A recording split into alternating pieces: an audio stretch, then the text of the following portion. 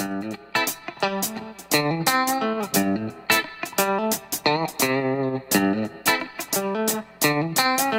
it's Melinda from Green the Suburbs. Just wanted to talk to you for a minute today about saving costs.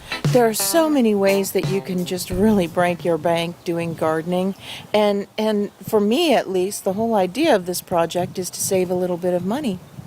So I'm going to just go around and show you some of the things that I've used and some of the things that I've done in a less expensive way than they could have been.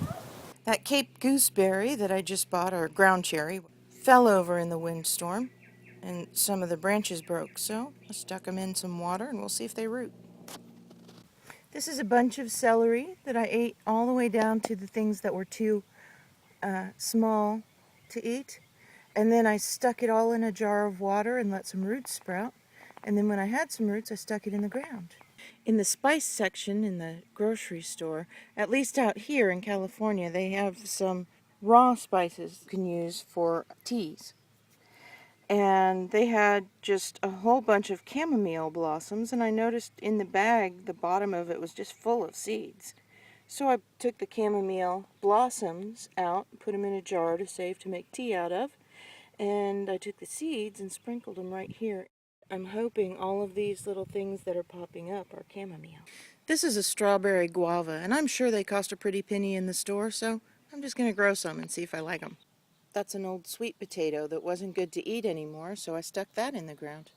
I just love tomatoes. I eat tons of cherry tomatoes and eat regular, just any kind of tomato that you can get, and there is nothing better than a homegrown one. While I'm waiting for my big Romas and all my other full-size tomatoes, I'm going to grow a patch of cherry tomatoes right here. So I threw some basil seeds in there too, so it'll be a little more attractive.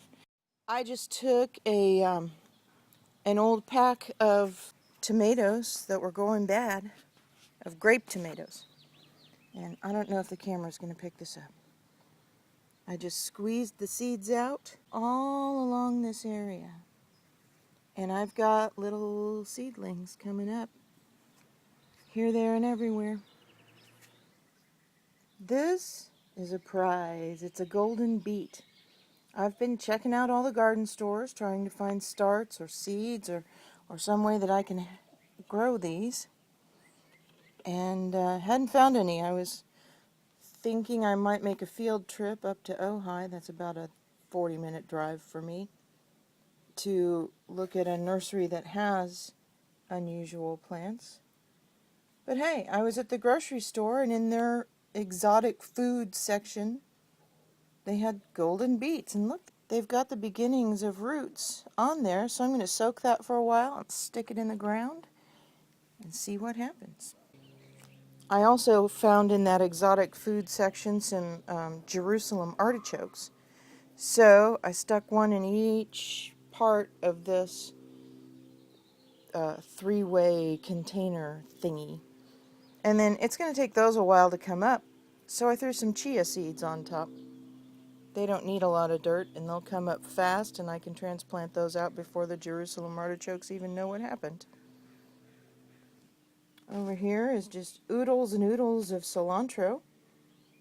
I bought cilantro last year, and I let some of it go to seed, and I've just been planting away. I've got it all everywhere.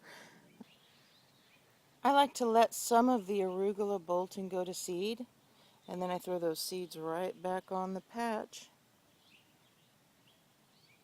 and they'll sprout up and make new arugula. Because the young tender parts are the best anyway. A lot of people don't realize that some of the things you buy from the grocery store can actually be planted and grown. As long as it's a whole seed or a whole grain or a bean or a pea, something that hasn't been processed. It has to have been dried and not baked or salted, but you can grow it. And I know you're saying to me, look, Melinda, why would I grow that? It's probably GMO. It's probably polluted. But I'll tell you what, I'd rather eat something that I grow from a polluted seed than eat the seed. And here's what they look like. I planted some of the peas out of one of those bags, and those little shoots coming up are the very ones. And the last thing I want to talk about today is just finding new uses for things that you might think of as trash. I mean, what if your tree trimmings could become a new planter, or you use some of those dime store baskets to protect seedlings? Or how about a wash tub for a planter? Or that shelf that was on its way out to the trash, maybe it could protect a root crop. There are all kinds of things that you can do that really don't cost very much, but that could make a really big difference in your garden. So take a look. See what you have around you. And have fun doing it. Thanks for looking.